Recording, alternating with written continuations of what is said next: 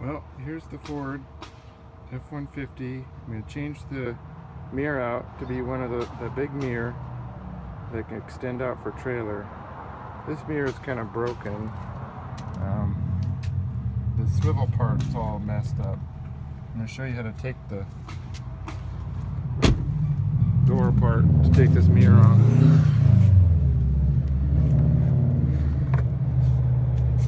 So inside, it's busted and it sticks way up. So it doesn't sit flat. So it's all cattywampus. I'll show you the other side.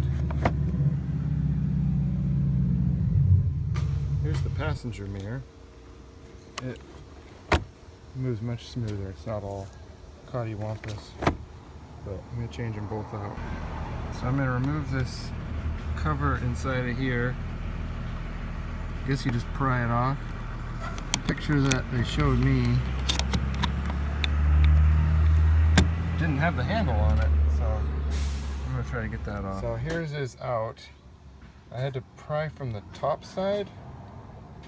I thought maybe from this edge here, but that wasn't right. So I used this tool to get up in there and kind of pull it out. Now I got to remove that screw, which is I think an 8mm. So that's next. So just an 8mm socket. Okay, got the screw out. Now next there's a little clip I think down in the door handle that I got to pop out. And then I can unscrew that. Okay, just kind of pry it from this side.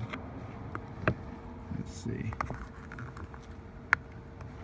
We just kind of bust it. There we go. So there's another screw in there. Okay, got that screw out. It was also 8mm. Now we move down to the bottom of the door where there's some screws.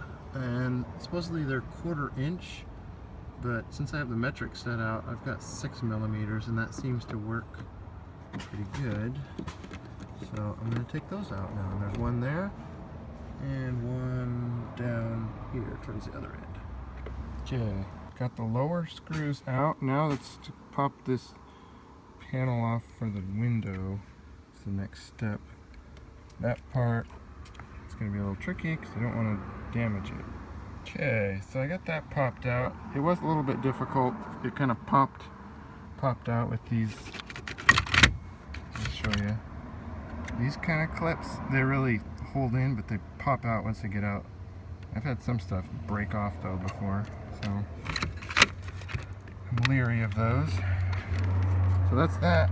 Now I think we just unplug those and remember which they're plugged into.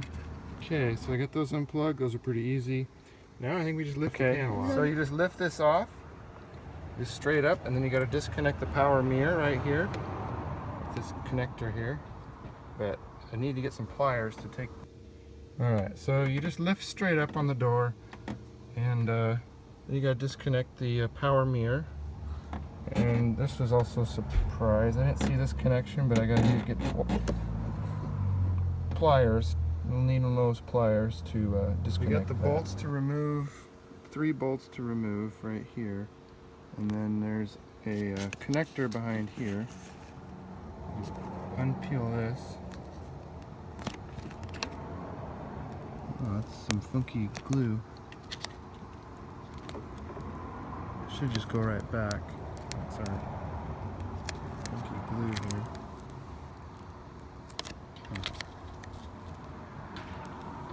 So there's the connector inside of there, and we just pull on this little clip here. It just comes. Oh, the whole thing came out. Okay, that just unplugs, just like that. Okay, well, I got the new mirror here. It's really big and awkward. Comes in this nice, packaged pretty nice from China. It's got this nice Tyvek type material where it seemed to rip on the corners. I tested out the other mirror, but of course it's for the other side, so I had to dig in the box further and get this one out. Plugged it right into the mirror thing and the other one lit up, so I'm just going to go for this one and try it out. Just put it in. Let's just skip to the good stuff. So take those 3 bolts out. There's another one behind that plastic stuff there. I just didn't take it off all the way. So I'm going to loosen those up, take the other mirror off. Okay, so I loosened up the bolts with a 7/16 inch socket, and now they're just finger loose. So we're going to take those off, set those off to the side, so we can just slide the other mirror right on. I should have lowered the window down. Well, no, I don't think you can do that because you may damage something. Okay, so it seems to hold itself in without those bolts. So I'm going to come around to this side and just pop the mirror off. So it comes off pretty easily. There it goes. Now it's off. It's the original one. I thought maybe they had changed it, but I don't think so. There's a little sticker there. So now I'm gonna clean that up and then put the other one on. Well, I got the mirror on. Just stuck it on there. A little nervous because brand new mirror, don't want to fall off of there, but it seems to just hold it there by the threads a little bit. Just kind of pushed on it. Didn't seem to make any difference if I whacked it a little bit, but I'm going to try to push it in a little bit more and then tighten it up. Alright, so I finally got the mirror on. I had to take it off and put it back on. I noticed that up in this corner up here, see if I can get it in the picture. It was sticking out. It still kind of sticks up a little bit in this upper corner up here.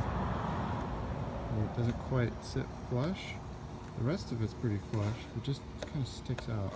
And I had the original foam that it came with on there, and it seemed to come short of the edge. So I put the original foam that was on the old mirror on it and took the other one off. See, the